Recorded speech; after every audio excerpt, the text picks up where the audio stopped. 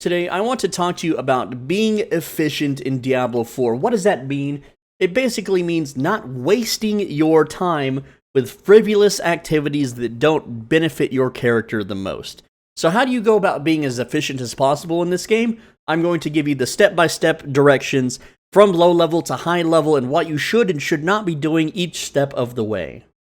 Step 1 is fairly simple. Only do the main story and the class quests. And the reason why is that the sooner you get to certain breakpoints in the storyline quests, the sooner you can reach what's called the catch-up mechanics. I have an entire video on this subject, and what I mean by a catch-up mechanic is there are zones where you are given NPC party members and specialized areas only accessible when doing the story that are filled with elite monsters that are very easy to kill and higher level than you. They will drop higher level gear than what you're currently wearing, but still possibly around your level. And so what you can do is you can farm these catch-up zones to completely gear yourself out very, very quickly and level much faster in the process. So the sooner you reach these catch-up areas, the better. If you want more info on how to find these catch-up zones and what they look like, I have a video. It didn't perform too well in the algorithm, but it's called a Broken Early Game Rare and Gold Farm, and it's only got 1.9k views. This is what the thumbnail looks like, but essentially it will show you one of many zones while doing the main story quest where the game is specifically trying to help you gear up and level up faster than other areas in the main story quest. But there's also, a secondary path. If you've already beaten the main story, then you have zero reason to ever do the main story again, because the game gives you the option to completely skip the story and just start out in the open world with a level 1 character with the storyline already completed, which is what you should do once you've completed the story, because that will allow you to just straight up grind more efficient dungeons.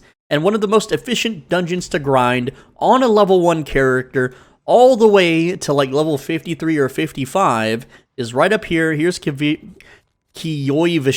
I don't know how to, I can never pronounce this damn name.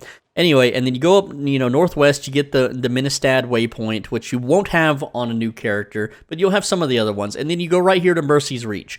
And this is by far the most efficient dungeon in the game for leveling a character, and you just simply run the very first part of Mercy's Reach before you have to turn in the 2 boxes to the pedestals. You just reset it, and you just keep running it and running it and running it, and you will be level 50 as a solo player in a few hours. Whereas, of course, if you have a friend to boost you, then you could get to level 50, a little bit faster that way. But this is for the solo player method, is just running Mercy's Reach until level 50. You're going to continue to run this till about level 55 so that you can get all the glyphs that you need for the next step. So let's talk about what steps you should be at so far if you're an alt or a character going through the main story. And that is, you need to have the main story completed, which you will have on your alt character if you've already beaten it.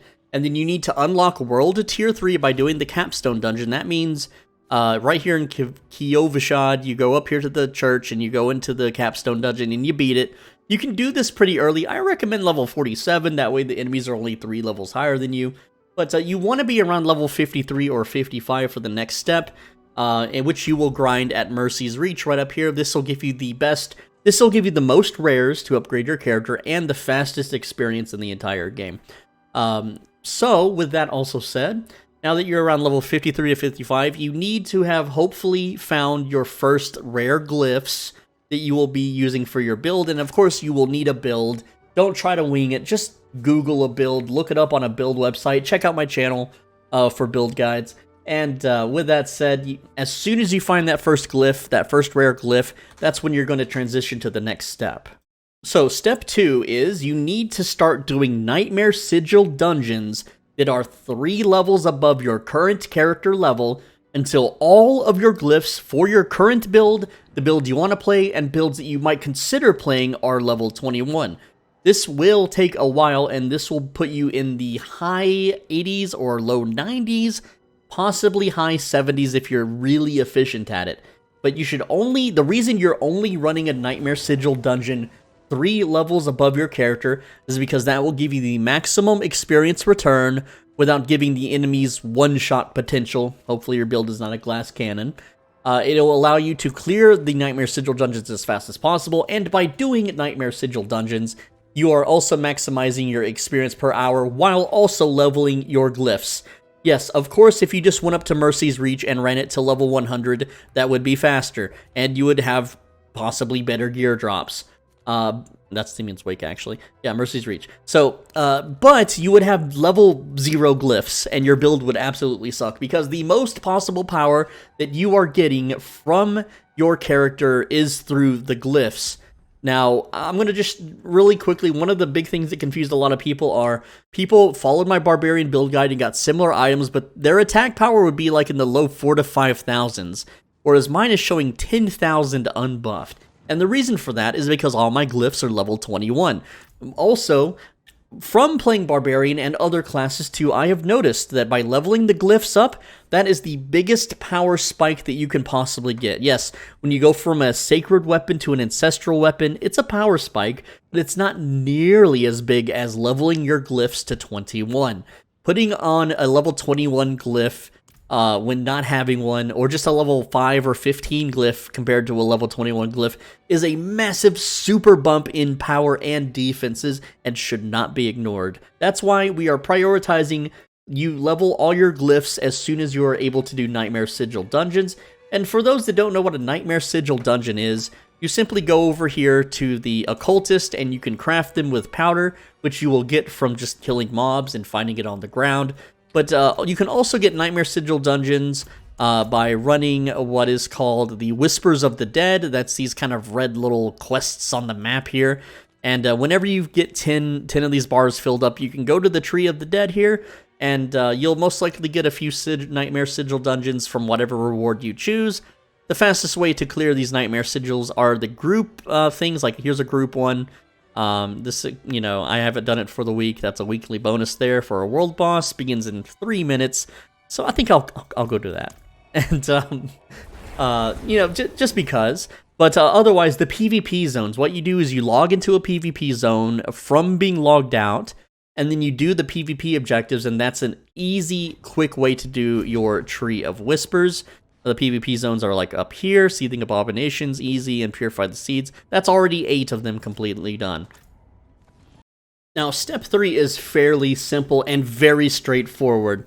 So, you need to grind gear for your best in slot, and also if you want to try other builds at this point, you also need gold to grind so you can use the trading discords so that you can quickly and more efficiently gear out your character. So gold is very important, also for doing upgrades and re-rolling stats. Finally, you need to grind out your remaining levels to reach level 100 so that you can have as many Paragon points as possible. And I actually forgot to mention, I'm going to put it up on the screen. So this step can be done at any point during your journey, and I'm going to call it Step X. You need to do the Renown grind as soon as your character reaches a power spike where you can one-shot everything and speed through entire packs of mobs and bosses and dungeons while in World Tier 1. So you set the World Tier to 1, you open up your Renown, rewards here, and then you just complete them all in every zone. And what that's going to do is get you, 1 level's worth of Paragon points. It's going to get you the extra skill points, the max obols, who cares. But what's most important is these Paragon points, because this is 5 levels worth of Paragon points that you will get. And this will take a few hours to do per zone. And also getting all the Lilith statues is very important as well. I should also put that up on the screen. Also get all the Lilith statues, because these Lilith statues in the dry steppes, those give you Paragon points, and also the max points to your stats. Super important for getting extra bonuses on the Paragon board. And then once you reach level 100, hopefully you're already around best in slot, and all that's left is to go for perfect best in slot. Why is my... Oh, I have incense buff. That's why my character is like Super Saiyan right now. That's pretty cool. But I didn't know I did that. But essentially, you want to just grind gear and grind gold. Well, thankfully for you, it's the exact same thing that I've been saying the entire video. From Kiovashad, you just go northwest to Ministad, and then you go to Mercy's Reach, and this is the best place currently in the game, unless it gets like nerfed in the future. You can check my comment section to see if it's nerfed. Check the first line of my description or the pinned comment to see if this is nerfed.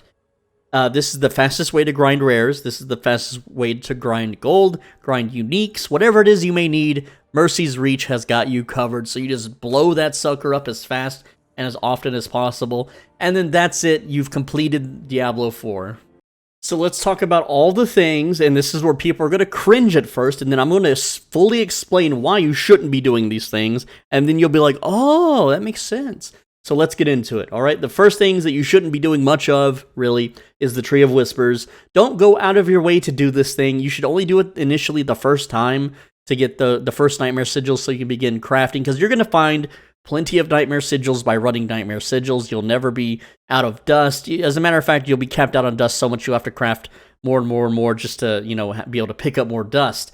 So Tree of Whispers does not give really the best rewards. It's time consuming. It does not give good experience per hour. It does not level your glyphs. Don't do them. Hell Tides. Yeah, you'll have to do Hell Tides to get the upgrade stones, but once someone actually makes a map, and I've thought about doing this myself, when you do Hell Tides, the only real reason you're doing them is for Forgotten Souls. But once someone out there shares a map of all of the stone mining little area things you can mine, this will be the easiest thing to farm. You go to the zone during a Hell Tide, you get all the Forgotten Souls, and then you skedaddle out of there. And yes, they're trying to buff it where you can get unique drops, but you can get unique drops in the dungeons. You can go to Mercy's Reach, I get 10 uniques an hour. You're not getting 10 uniques in 1 hour doing Helltide, and Helltide is an hour-long event, I guarantee you. So once you have enough Forgotten Souls, about 5 runs worth, you're pretty much good to the road to 100. I have 66 left over. I've only done 5 Helltides, and all my stuff is BIS and upgraded. I don't need any more of these Forgotten Souls unless I make alt characters, and then they can run the damn Helltides for all I care.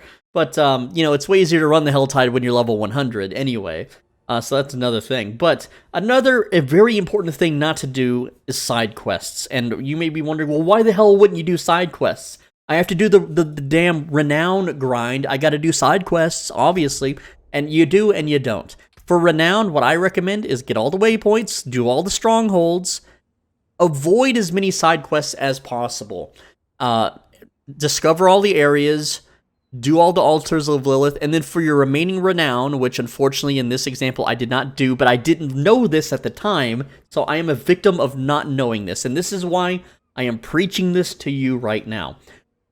Do side dungeons, and then, only then, if you still don't have enough rewards, then do your side quests. And the reason why are that certain side quests in this game give you rewards.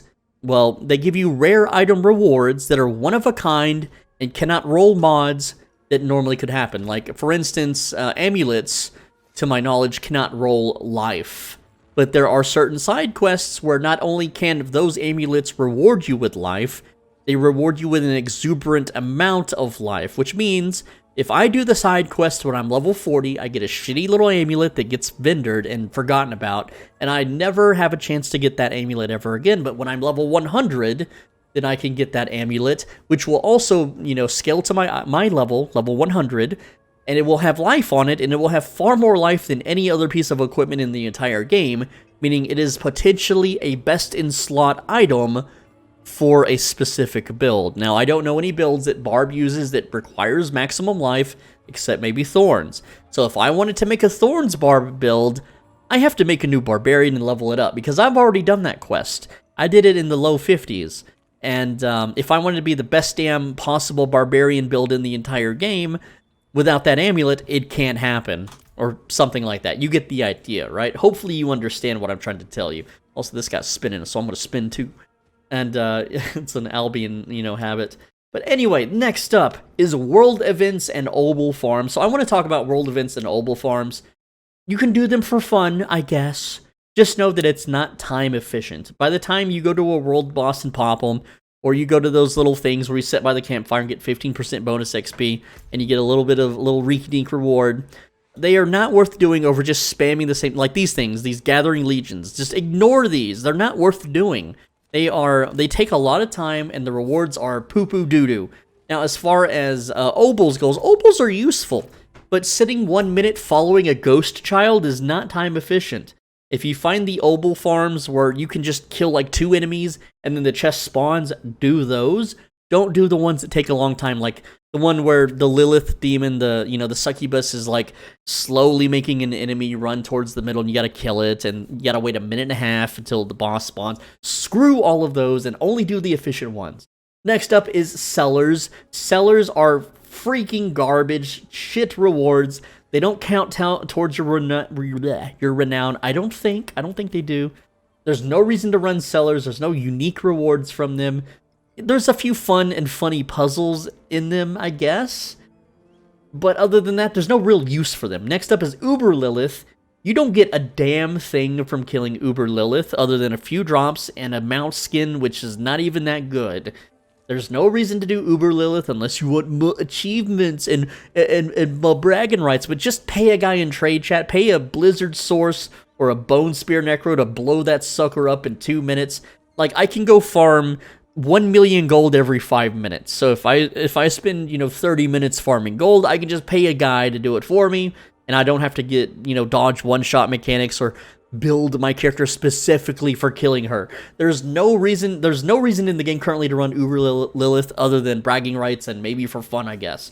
Next up is Nightmare Sigils over 3 levels. There is zero reason, again, other than bragging rights to run these. Running higher tier Nightmare Sigils currently has no benefit. Your glyphs are already level 21. You don't need to run Nightmare Sigils ever again. Unless they have Magic Find on them. And even then, Mercy's Reach is still more efficient. It's more efficient than any Nightmare Sigil can possibly be. If Blizzard nerfs it, obviously you'll be forced into Nightmare Sigils once again. But running, like, say you have a character that can one-shot tier 100 Nightmare Sigils and never die. Well, there's no real reason to do it because you're getting the same rewards as you would just running Mercy's Reach. Next up is PvP, and I hate to say this because PvP should be an incentive, but when you go to the PvP zone, even if you avoid other players and use the login, logout trick, or if you go even darker and block ports so that you can't connect to other players and you have the zone entirely to yourself, it's still not worth doing. I can farm 20,000 red dust here in about 6 minutes, which is like 5 or 6 or 7 gambles. Essentially, if I run around in 6 minutes, I can get half an inventory's worth of rares and then 6 gambles. But I can just go to Mercy's Reach, and in 2 minutes, I can get like 50% more drops than that. So there's zero reason to come here and do this at all, unless you just like dunking on other players. But as soon as you meet a pulverized druid or a Hammer of the Ancients barbarian, it's over. Finally, like I said, group content. Don't bother with the group content. Where is my mouse cursor? Yeah, don't bother with the group content. World bossing and those Legion events, waste of time. You're actually losing XP per hour doing them. You're losing loot per hour doing them. And no one socializes, and you just run around in big circles killing monsters. It's the same thing you're doing in the dungeon.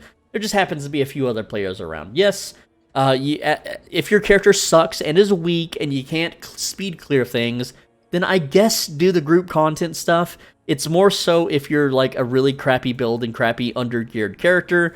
It's kind of a crutch, but by the time you're level 53, 55, you should have all this shit figured out, and you should be speed clearing dungeons. And if you followed my most efficient route here on how to, level up your glyphs and all that stuff, then your character should be kicking so much ass that all you're doing when you do this group content is helping other people out. Whereas, like, if I go to the group contents right now, even in my low 70s or 60, like low 60s, I was blowing everything up and doing all the damage, and everyone else was just kind of chipping away at shit. It's like, why do I even bother having these people around at all? Like, I'm the one-man army. They're the guys that need me to be there, right? So unless you're doing it for fun, you're just wasting your time. And there you go. That's how to be as efficient as possible at Diablo 4. And you could say that this kills the fun of the game, but I think it's more fun being powerful and mighty than it is not. Also, that buff ran out, but my Super Saiyan status has remained, so that's possibly a bug. No, my health is back to normal, so I don't know. It's just a visual bug. That's pretty cool, though. Nice little visual bug. Always like those in WoW Classic, of course, or WoW Vanilla, rather. With that said, I hope this video helped you be more efficient and be more powerful in Diablo 4. Let me know in the comments. I read every single comment because I have no life. So if you want to argue with me, be my guest. Hit up that comment section. Make sure you're subscribed so you don't miss the next video, and on the right side of your screen is a video you should absolutely click. If you click that video, you will have good luck in all of your future content. If you don't click it, then you're going to stub your toe tomorrow morning. Or evening if you're a NEET and you don't work.